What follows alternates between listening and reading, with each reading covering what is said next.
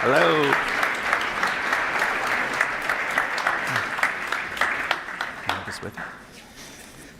Good evening, and on the Encounter's behalf, welcome everybody, those here at the Metropolitan Pavilion, and those following us online. I'm Jonathan Fields.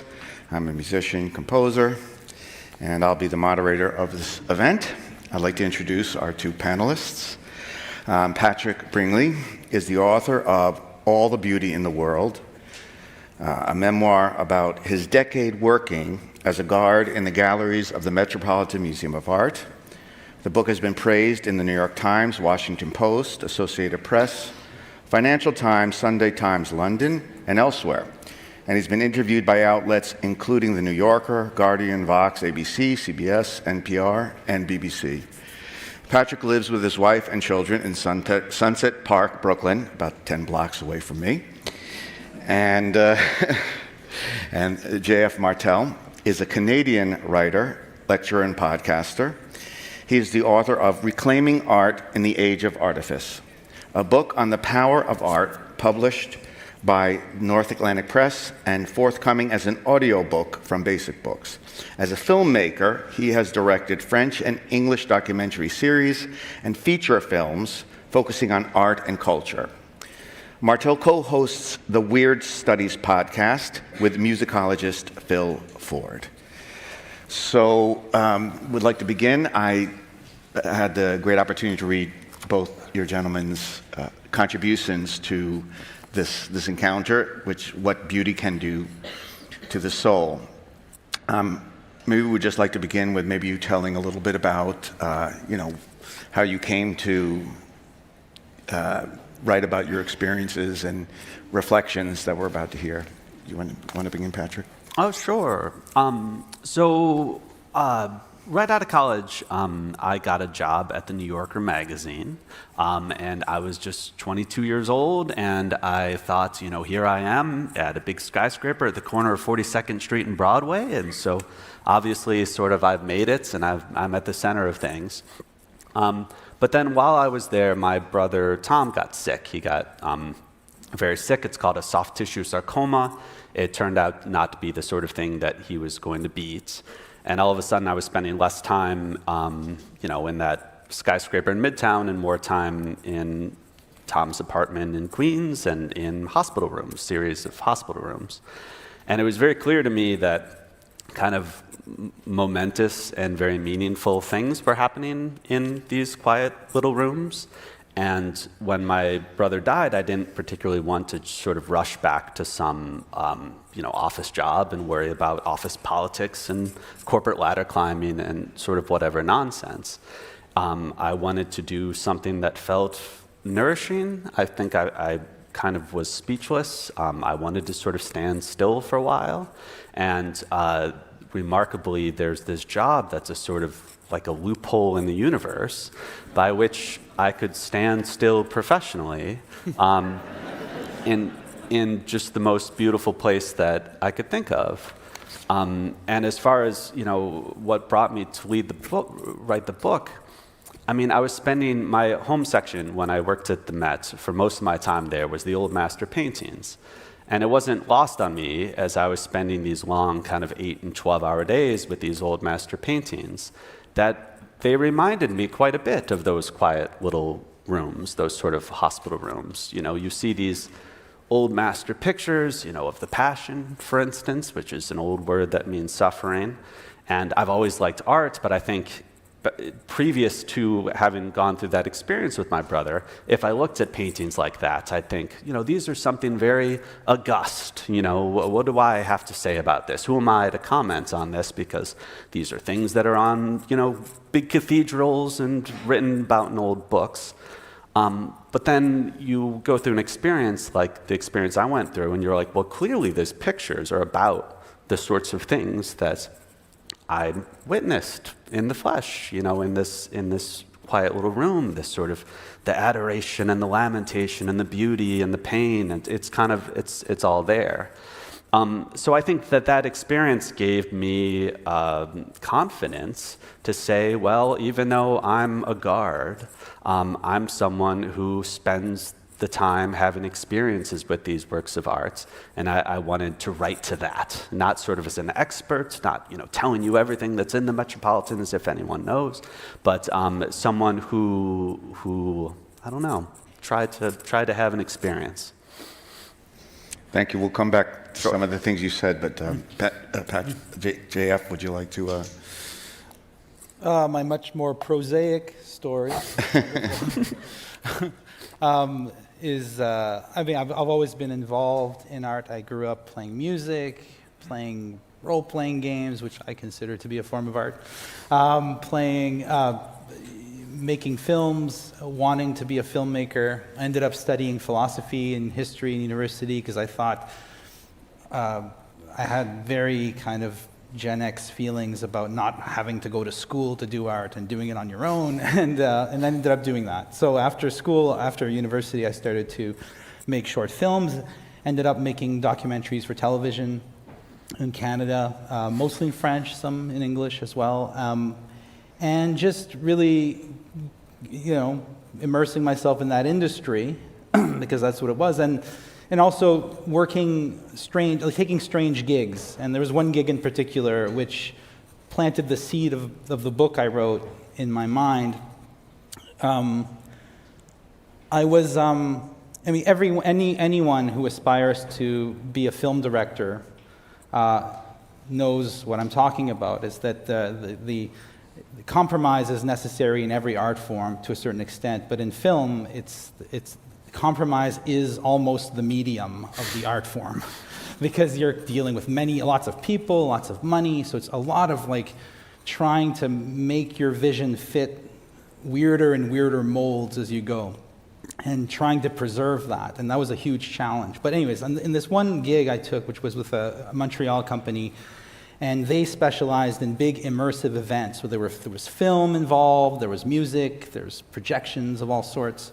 And they hired me to be a writer on a project that was, the goal was to develop an immersive experience for the inhabitants, the future inhabitants of a gated community in Louisiana that was being constructed at that time.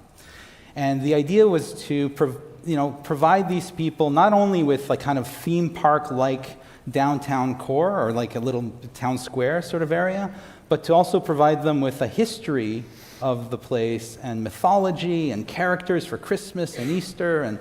And so I was working in this project basically creating a kind of hyper reality for the people who would buy homes in this gated community, going, is this really what I set out to do? I've always enjoyed the fact that there was a line between me and the artwork, that I could watch a film and then go back to my life. The idea of living in an artwork, if that's what even it was never occurred to me. And at that time I started to think about, well, what's the difference between what we're doing here? Because all of my colleagues on that team, these were all super talented people who went home at night and toiled over their personal projects that they were doing for free, on spec, as we said. And then during the day, in order to pay the bills, putting their tremendous talents into this huge kind of very commercial enterprise. Fair enough. But I started to think about what's the difference between what we're doing during the daytime and what we're doing at night. And I remembered how I was moved by art as a child, as growing up, the reasons why did I want to make films? What was it about that medium that drew me? And I found that there's an experience there that was getting lost, that I was losing touch with, and that I felt that the culture was increasingly losing sight of. So I decided to start doing some research and thinking and meditating and experimenting on trying to figure out what art is, which seems like, I don't know, it's a question that teenagers in high school will debate forever over, and it always ends up being like, oh, whatever you call art is art. That's usually where people end the debate. I didn't want to settle for that. I wanted to get to some kind of essence. So that's how I started to be interested in that question. In reading both your books, what I was amazed by, the incredible passion you had to, within this context you're talking about, that apparently this attention towards this part of ourselves, art, can so easily be, you can be so easily distracted from, even if you're an artist and you're working in commercial art, I know as a jingle writer. But what struck me about both of you is your relentless passion that beauty had to mean something, so much so that you gave up a lucrative career, you know, not lucrative, but I mean, climbing up the New Yorker, I mean, you know, so, and you were a film writer, and I mean, it is kind of bizarre, this thing you were working on. I mean, that's it's now they do it, it's a virtual reality, they just do it in the headsets, but you were kind of doing a big project on it. Yeah. But your passion for beauty, and you were not willing to, it had to relate to your life deeply, and it couldn't just be, it's whatever I'm feeling. So it developed research for you to go to spend 10 years or however many years it was at the Met just looking, you know, and you thinking about it. So I wanted to know if, you know, each of you, your idea, what does, you know, what beauty can do to your soul? Why were you so attached, connected? You desired so much so that you've devoted your life to it. And so, if either of you want to give answer to. Yeah, I mean, I think I'm one of these people who will never stop being just marveling at the strangeness of existence. And I think if you sort of take a step back and you think about, you know, what is the Metropolitan Museum of Art? There's this massive kind of temple on Fifth Avenue in New York City that's filled with all of these things that people have made for millennia from every corner of the world. And why do we go there? And why, maybe even a better question, why is there enough stuff to fill up a place like that? And I think that the reason is because while we're out in our everyday lives, while we're going about our business and packing the kids' lunches and stuff, we still will have these moments where we look around and we think, like, my God, look at this existence, the beauty of it, the strangeness of it. You know, what is this species that I'm a part of, that on the one hand, I'm just this kind of like hairless primate, an animal, but on the other hand, I have this mind that clearly has been, you know, it seems to have been built to apprehend the beauty and the strangeness and the mystery of the universe. And I think that we have those glimmerings, and it needs an outlet. And we want to kind of sing the song of that or tell stories about that or whatever else. And a place like the Met collects these things that feel to us somehow sacred. I mean, maybe sacred in a literal religious sense, or maybe sacred just in the sense of set apart, you know, which is an old word, meaning of the word sacred, you know, set apart from that sort of, you know, just stuff of the everyday world that seems more sort of disposable. So I forget even what your question is. Me too. Yeah. But, you know, I don't know. I'm drawn to that stuff. I think that's, I guess that answers your question. Yeah, It's a hunger for something. Yeah, I mean, I completely what you're saying really resonates with me, and I think that does go to the core of the aesthetic experience of art. In my book, which is called Reclaiming Art in the Age of Artifice, and I guess from the little story I told you can tell what that's going for here. It's like, how do we recover a sense of a sense of the objective nature of art in an age which in which art has become diluted in lots of different aesthetic enterprises that may not aim to connect us with the mystery of being, but to buy us for us to buy a product or something else. So either art gets diluted, or art is considered to be entirely subjective, entirely a question of cultural contrivance, social construction, which I don't think it is. So the concept I develop in the book is the concept of radical mystery. And the idea with radical mystery is that those moments in life where you suddenly kind of awaken to your situation and think how strange it is to be here right now, how strange is it that anything exists. When you look at someone you're close to and you see them not as a character on the stage of your life, but as another radically different person from you who has his or her own sense of existence and mystery. To me, art is about connecting us to that experience. I believe that artworks emerge from that experience. You think of a great example of the birth of art. Stanley Kubrick's film 2001: A Space Odyssey, when you see the hominids at the beginning, and the black monolith lands in the arid desert like far back in prehistory, and you have essentially these apes who suddenly look at this monolith that has appeared from nowhere, and the monolith somehow imparts upon them something. We don't know what it is. We get to see it as we watch the film. So this monolith lands, the apes gather around it and seem to kind of instinctively worship it if they want to touch it, they want to get close, but they're scared of it. And in the next scene, you have one of the hominids sitting there in the desert, as he had been the day before, looking for bugs to eat, competing, afraid for his life, and suddenly coming on this idea. It picks up a femur, like a bone, on the desert floor, and you see him kind of figuring out how to use this bone as a hunting weapon, right? And then what Kubrick does is suddenly the image cuts to tapirs, like herbivores that live out in the savannah, falling as this hominid is imagining hunting these creatures.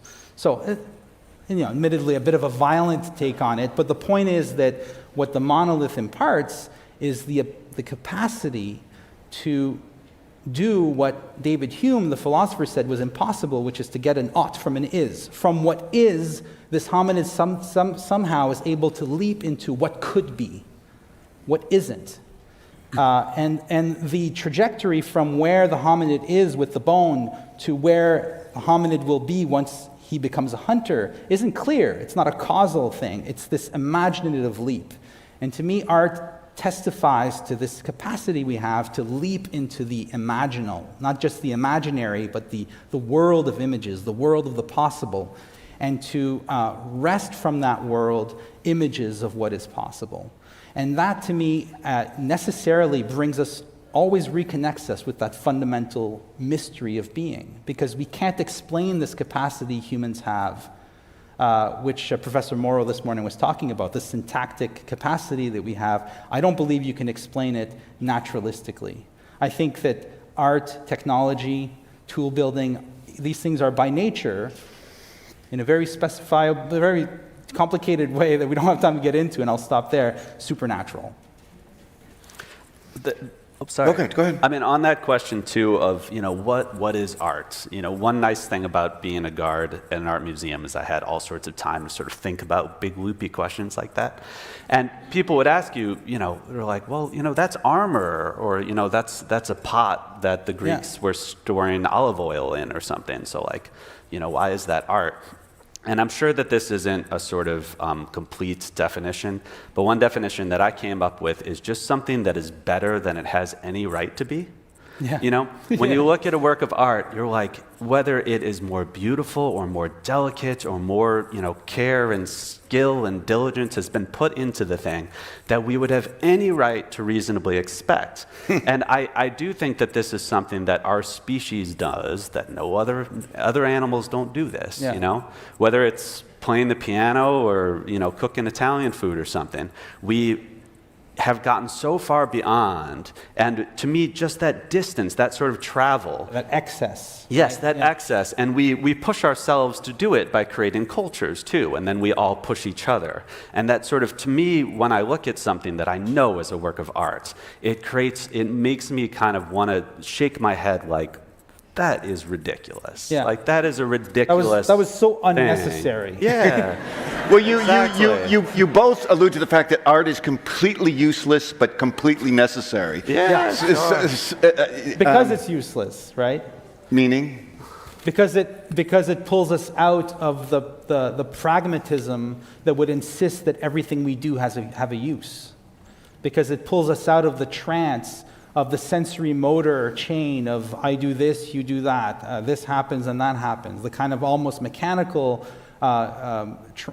trance-like state that we fall into for really good reasons. There's advantages to that. But art wakes us to the strangeness of what we're doing, the contingency of what we're doing, the fact that we could be doing something else, the fact that this table could suddenly become a little stage for someone to do a dance on. It doesn't need to be a table. That's your cue. Yeah. I won't because I'm so heavy. I just think, How did pigments? You look back to the oldest art we have, right? The cave art in Chauvet in France or other places in Europe that we found, where you find ancient artworks that were apparently made for no one to see because they're in such deep and difficultly accessed recesses of the cave. And you think, well, everything that these people used to make that art had some other function. The hair of an animal, some blood, or some earth mixed with a particular herb. I have no idea how they made their pigments. But the point is that by repurposing, the philosopher Gilles Deleuze calls it deterritorializing. You take something that has a very clear causal function, you take it and you give it a new function. This is, I think, something that makes our species special. And of course, we're going to get on the issue of beauty here. And I think that one very interesting thing that I would observe in the museum is I would see someone approach a picture, and they clearly felt that the thing was beautiful. And you could almost feel them being sort of infused with this thing and feeling like they almost have no outlet for what do you do with that feeling? Yeah. Sometimes you look at something that's beautiful and you're like, it's just kind of this bird fluttering in your chest. And sometimes they would look around and they would just have to say something to somebody, and they'd see the guard standing in the corner, and they'd be like, "Opa," But even that doesn't fully sort of discharge the thought. There's still something there that is fundamentally, I don't know if useless is the right word, but it fundamentally is just kind of, you've reached bedrock. There's nothing behind it. You've seen something that's very, very beautiful, and that's the purpose of the thing. Not to go write a New Yorker essay about it or something. It's just that experience is why we're doing this. And there's, Kant, the philosopher Kant wrote about this. He said that the experience of beauty is paradoxically probably the most subjective experience, the most intimate inner experience, to witness, to see the beautiful. But it manifests itself as an objective fact. Like, you experience beauty as something that's outside of you, something that's utterly other. It doesn't feel like an opinion. If you feel, you get the experience of seeing beauty, it doesn't feel like you're seeing some kind of projection on your part or something. Now, whether it is that or not is another question, but it feels, for Kant, universal, which is why it elicits from us a kind of an evangelical response or an evangelizing response. We want to tell other people about it. So you see a film, you saw it alone, you got to tell someone about it. Someone else has to see this. Someone else has to experience this, because you know that what you saw wasn't just something you found there, but it was something that was there, that's waiting for people. So for me, in the book, I say at one point, beauty is the quality of things seen for what they really are. And, I've got some good company here. William Blake, right, who would say that to see infinity in a grain of sand, if we could see without the veil of utilitarianism, of habit, of reflex, if we could just see the world as it is, perhaps it would all strike us as being sublimely beautiful. And maybe art is just a matter of framing little bits of the world and polishing them a bit so that the beauty that was inherent there can be available to others. Obviously, you both are coming from a great amount of experience of looking at art. And you're also saying that, like the hominids, is that the apes Hominids, in 2001, that they were able to look at the perceived reality, informed them of their creativity. It wasn't like an act, that they were like coming up with that was disconnected from reality. So I'd like you to explain a little bit more about how you learned to look at things, to see art to the point that it almost brings you to a point of seeing the truth of reality. It's like a form of knowledge. It's not just an aesthetic experience. And the other question is, you both brought up that art is not just this beautiful feeling, it's also disturbing. Yeah. It raises, and I think it has something to do with being other, is so radically other. There's also that element to the experience. You both use the word chaos at times to art and chaos. Could you speak to those two questions that I don't remember myself? Oh, sure. You have a great answer for the first one. I do? How to look at art, because I love that part of your book. Oh, sure. Yeah, I mean, you can get better at it like anything. But what's interesting about getting better at looking at works of art, in some ways you get better at it by becoming more naive than you were before.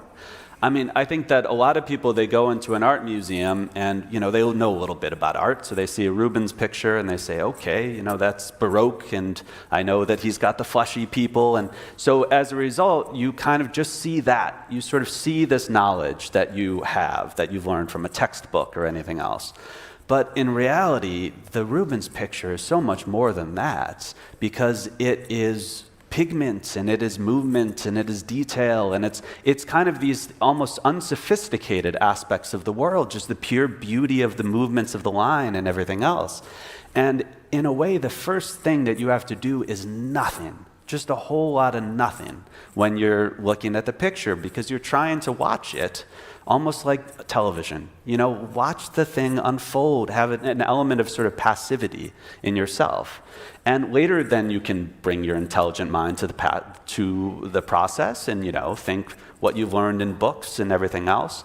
But then hopefully you'll go away and then you'll come back. And when you come back, you'll start again with that sort of just kind of, let me give this thing the space to operate on me, to sort of work on me. And it's a never-ending process. Did you look at it this way before the illness of your brother, or does suffering have to do? I know you both walk around being astonished, being in wonder.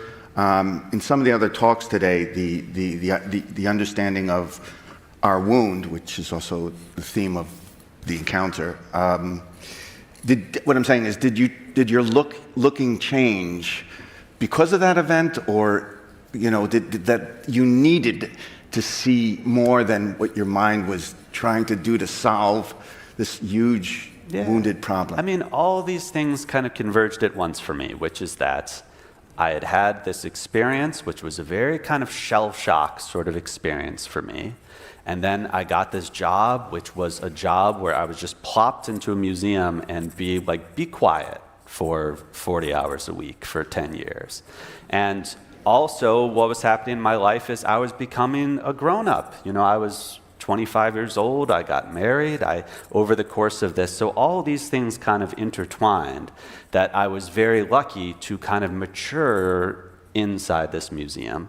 And I know that absolutely all of those things had to do with how I look at arts. I just had this privilege of being able to spend the time too. I mean, now when I show up to the Met, I have more of a metabolism than most, but I still, if I see a new exhibit, I spend 3 hours there, and then I got to do something, because I got to respond to your guys' emails or whatever. Whereas, I got to be in this zone where it was almost monk-like, in that you're told none of that, none of that. You will just exist in this sort of quiet space. It's amazing to think that there's still things in this world that exert that type of power over us. And so when we talk about beauty, I find it's a fraught word. It's difficult to talk about beauty. It took me a long time to even see that word pop up in my notes, because I was afraid of the word, because I thought, because modern art has largely turned its back on the ideal of beauty, As it turns out, I think now we've gone through this. Modernism is far, enough to realize that the great art of the modernist period of the 20th century wasn't so much against beauty, but looking for new forms of the beautiful. I think that's what was going on, and there was a lot of experimentation, exploration, and I think there are good reasons why that exploration was taking place. But the beautiful is hard to write about because, in a sense, we're surrounded by a type of beauty, and this is where I think the dichotomy of art and artifice becomes useful, because there's a type of beauty, Milan Kundera calls it kitsch, and I just remember this one passage from The Unbearable Lightness of Being, when he says, well, I won't try to quote it now, but the idea is that there's a type of beauty that confirms what we already expect, what we already think is the case, what we already hope the world will be. There's a type of beauty that confirms and reinforces our preconceived notions. That type of beauty is not, I think, what something like, you write beautifully about Bruegel's Harvesters, right? Or you think about Shakespeare's Hamlet, or you think about a poem by Emily Dickinson. These three things I just cited, which have nothing in common with one another. If an alien anthropologist landed here and heard me putting these things side by side, they would think I'm crazy. How can those things be related? A little poem, a play, and a painting. Well, what connects them is that they all have this charge of this other type of, weirder type of beauty, which is, of course, compelling and fascinating. But as you said, you mentioned the sacred earlier. Rudolf Otto, the theologian, said that the sacred always manifests in this weird, two-pronged way. The sacred, he said, is a mysterium tremendum et fascinans, which means a terrible and fascinating mystery. So when you perceive the sacred, which is how I qualify the type of beauty I'm thinking of here, it feels both compelling and fascinating, but also a little scary, a little intimidating, a little alien, because of this otherness that I was talking about earlier, I think. And, I wrote this down. This is the poem Rilke. Rilke wrote in the first elegy of the Duino Elegies, he writes about beauty as follows. Who, if I cried out, would hear me among the angels' orders? And even if one of the angels, and even if one of them pressed me suddenly to his heart, I'd be consumed in his more potent being. For beauty is nothing but the beginning of terror, which we can still barely endure. And while we stand in wonder, it coolly disdains to destroy us. To me, the experience of the beautiful is an experience of a limit. A limit. I end here and something else begins. That's what's beautiful. That's what strikes me as so compelling. But as Hegel said, you can't perceive a limit without imagining yourself on the other side.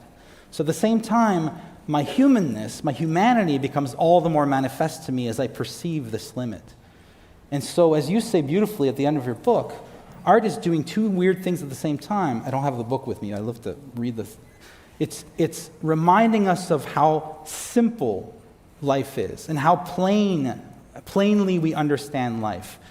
We remember that suffering is suffering, that stones are stony, that the world is available to us in some strange way, and that it's very much accessible and knowable to us. But at the same time, in that very knowableness, the world becomes very, very strange, endowed with a weird intelligence, which I think is what Rilke means by angels. Angels, what's an angel? Is it just a person with wings? No, an angel is an intelligence that's not human and yet active in the world. And I think that the experience of beauty always involves, at least is haunted by this sense of this other intelligence at work. I'll end there, but you look at Van Gogh's famous last painting, right? The crows over the wheat field. You see crows flying over a wheat field at night. The night is setting. And what, of course, we're getting here an image that gives us Van Gogh's state of mind, right? His state of being at the end of his life. But he's not showing us himself. He's showing us something out in the world, these crows, this wheat field. He's telling us that there's some kind of connection between crows flying over a wheat field, a connection between the crows, the wheat, the sky, that all of this adds up to something, somehow. At one part of your book, you talk about the power of looking at a Chinese scroll covered in Chinese calligraphy, but you can't read Chinese, but you say, and I love the way you say this, you said, not knowing the language conferred a certain advantage, because you could see the language as purely aesthetic, but also see it as language. And I think that's something that goes to the heart of the artistic experience, both the experience of the artist creating and the experience of we who are called to receive the art. Through art, we see the world as a script, a text. But the text is written in a language we don't know. But we know it's a language. We know there's something there being said. We can't decipher it. But knowing that we know it's a language, we cannot help but continue to try to interpret it. And that's why a text like Hamlet is as pregnant with meaning and open to interpretation today as it was 500 years ago. These are truly magical objects that invite us to engage with our own existence and with the objective nature of the world in a way that I think we're at risk of forgetting today. It also seems to point to, I mean, you don't bring it up that when it's like art reveals things as they really are, but we don't want to possess them. It's like, right. It's like if it's speaking and analyzing, and this leads to my next question, but speaking and analyzing things, it's like this need to, possess reality. Art does something else. It creates a space where possession is not your first interest. Yeah. Observation or, what is it? Spirit, contemplation.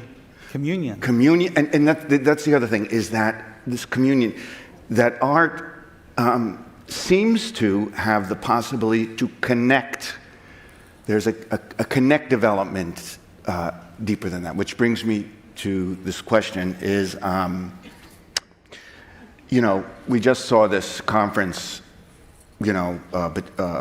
somebody kind of taking up the position, helping us understand the position of what's happening in Gaza, somebody helping us understand the position in Israel. And it seemed, it's pointing up an irreconcilability at a certain level. It was trying just to look, looking at it, I think, is a beginning. But how can art speak to this in this world, which is, I think you've already kind of given the answer, where there is this terrible violence, wars and suffering, our daily life. How can art, be something we even want to do in front of these difficulties? You say it's valueless, but it seems in front of these things, you've kind of made a little connection, because I thought this otherness, you begin to understand otherness is not against you, is something for you, and maybe that's where we're not able to connect in these huge issues. Art, maybe I'm being a little hippie-ish here, but I'm not Gen X. I'm boomer. I'm boomer. Boomer. So, peace, but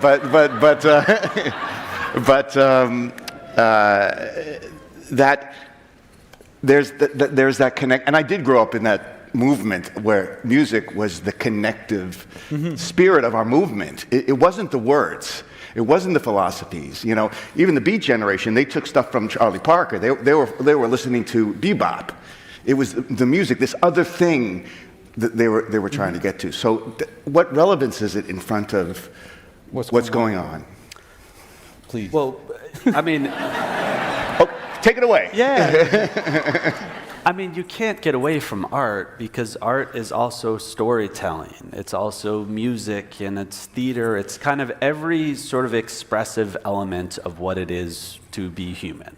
I mean, yes, some of us might believe there's an objective reality out there, some of us might not, but as we explain our view on that reality to one another, we are shaping that. We are creating something. It's sort of a creative act for us to explain ourselves. And there's a whole side of beauty. I mean, the side of beauty that we've mostly been speaking about is this sort of, almost numinous type of beauty that you look at it and feels kind of hard and bright and irreducible. But there's also a type of beauty that's the beauty of, your family life with your kids, even though it's messy, even though your apartment is, strewn with toys. You recognize that there's something beautiful about what you're doing. You feel that you're living a life that's a life of the good, for whatever reason. So beauty beyond just looking at art. 100%. Yeah. And I think art can infuse our life and make us have a broader-minded view. I mean, one thing that's wonderful about the Met, just in terms of talking about geopolitical affairs, is you go to the Met and you're just reminded of how old the world is and how big and how diverse and how full of so many different things and how many inversions there have been in history. To somebody painting a picture of the crucifixion in 14th century Italy, the idea that the East was a sort of colonized state and that he's in the grand imperial West would have been ridiculous. At the time, the East was so wealthy compared to this sort of pestilent pit of mud where he's painting this in Italy. And a place like the Met can sort of remind you of just the breadth of existence. And I think that an understanding of that goes a long way in healing many sort of political wounds, whether it's talking about whatever anyone's talking about on Twitter, on the case of the day, just realizing the breadth of what we're dealing with here. Thank you. Exactly. Yeah, I was going to say something similar. Like the artistic experience, the aesthetic experience reminds you that what you might otherwise think is just the necessary way things are is completely contingent. And by contingent, I mean it could have been otherwise. You think that, this is what a person does in the morning, and that's how one does this, and that's how one does that. But art shows you radically different ways of living that have been preserved in these artifacts for us, made available to us. And it reminds you, like you said, of these long stretches of time. It's somewhat it diffuses or de-escalates a little bit the pressures of your time, which doesn't mean that there aren't urgent matters today to take care of. But to me, to say that, to wonder why we make art in a time such as ours. I mean, people made art in times that were unimaginably difficult by our terms. The most wealthy, the emperor of Byzantium lived a life that to us would seem like extremely miserable, right? Because of just the lack of basic infrastructure. That's one thing. War has been a constant, and somehow humans have always found it necessary to make art. To me, saying that we should stop making art or enjoying art because there are more pressing matters. And essentially, what this does is it interprets art as a form of entertainment, which I don't think it is. Entertainment comes from the French word entretien, which means to maintain. So when you hear entertainment, you should hear maintenance, right? So it's not entertainment. So where was I? Instead of seeing art as a form of entertainment, I've lost my thought. Art's good. Art's good. It works. Give me a second, I'll get it. That's all right. Yeah, I mean, it's funny, this sort of, people give me, ask for advice on visiting the Met. Yeah. And I always give sort of twofold advice, because I think that art can be very humbling and it can also be very inspiring. And I think that in any given visit to the Met, one thing you can do, show up in the morning when it's quiet and first just wander, just feel tiny. Feel like, you're staring up at the nighttime stars, and you're like, God, everything in my head could not mean less. It's just nonsense. Even what's going on in this country or this world, look at how huge existence is. And there's something very sort of cleansing and very beautiful about that. But then I think what the Met also does is at some point you want to sort of flip a switch and you say, well, but, I'm looking at this Greek statue. This thing's made out of stone. I'm made out of this marvelous cells, I'm a living thing. And sort of puff out your chest and be like, well, the Greeks were human, I'm human. I can be thinking thoughts about the nature of the universe and the nature of death and life and suffering and the gods and everything else.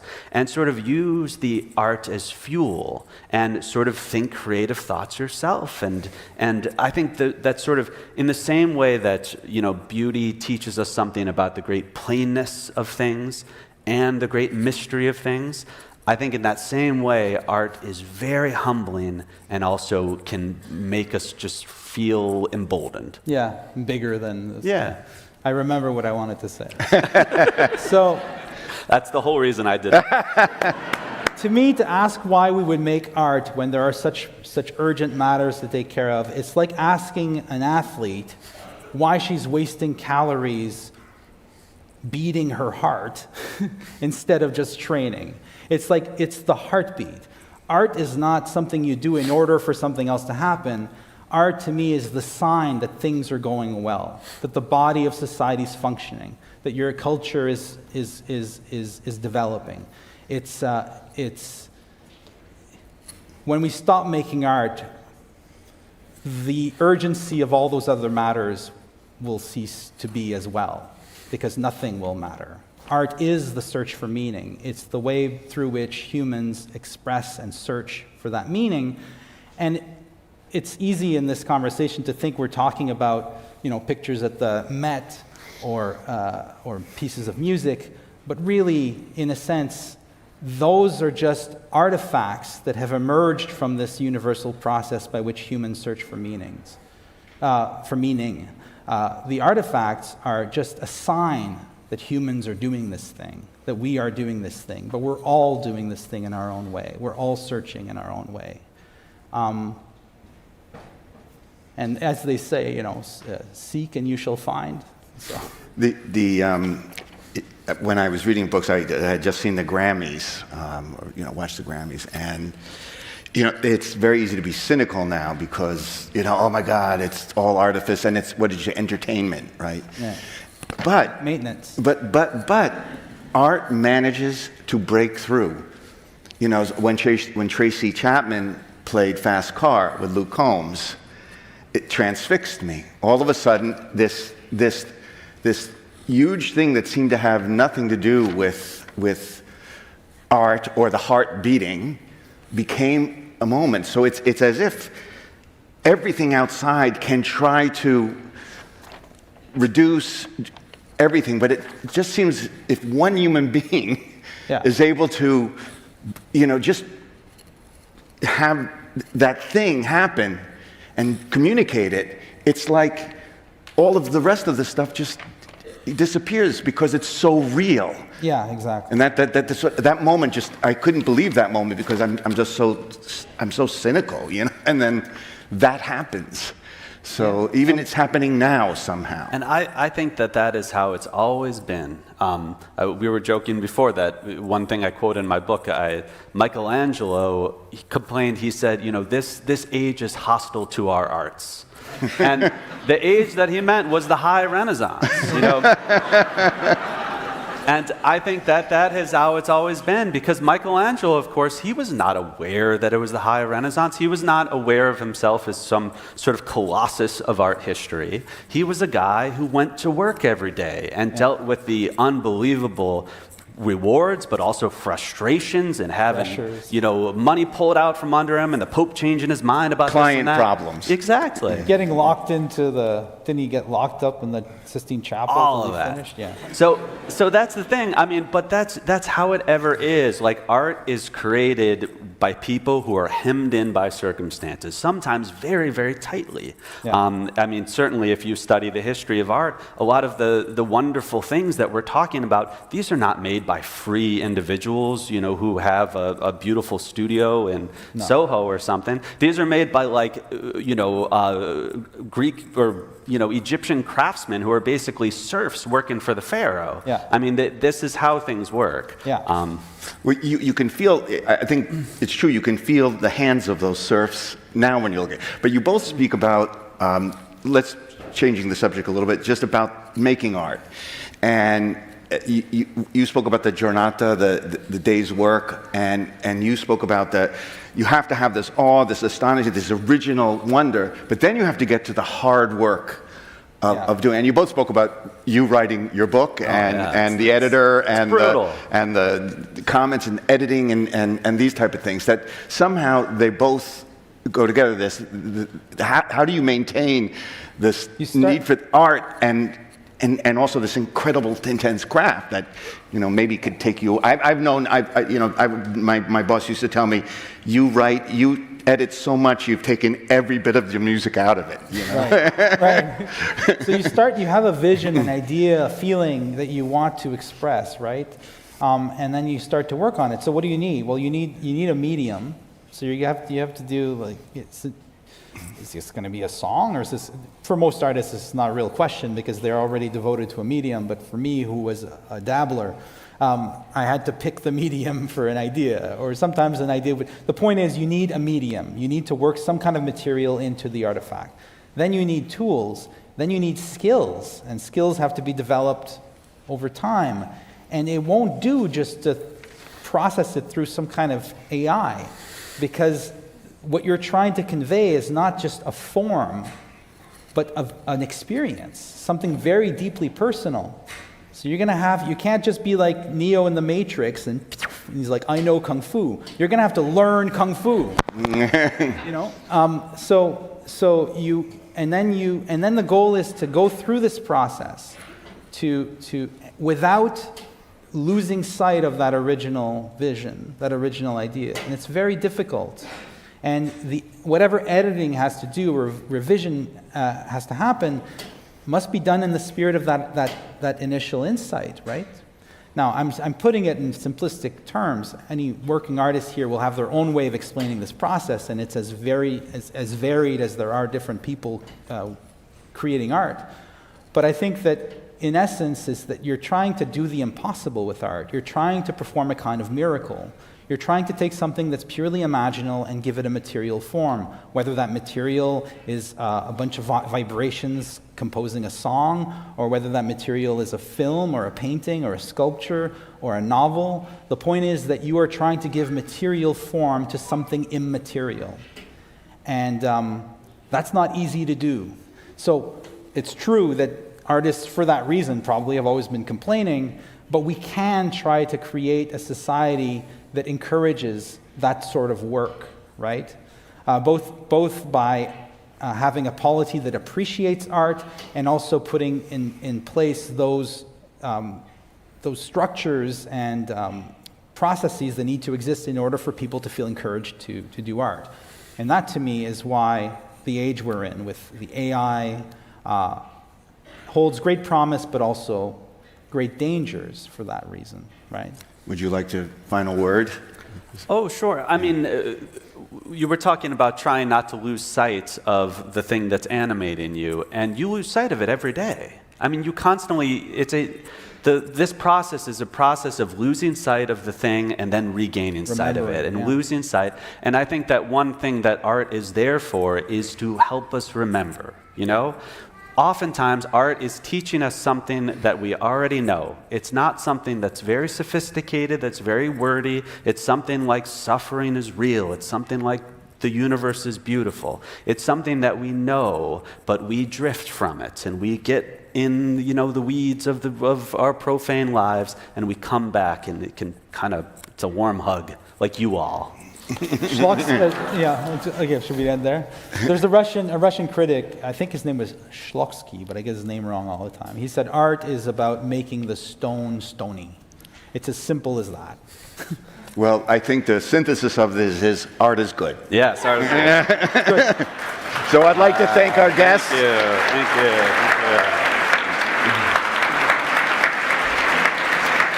Oh, okay.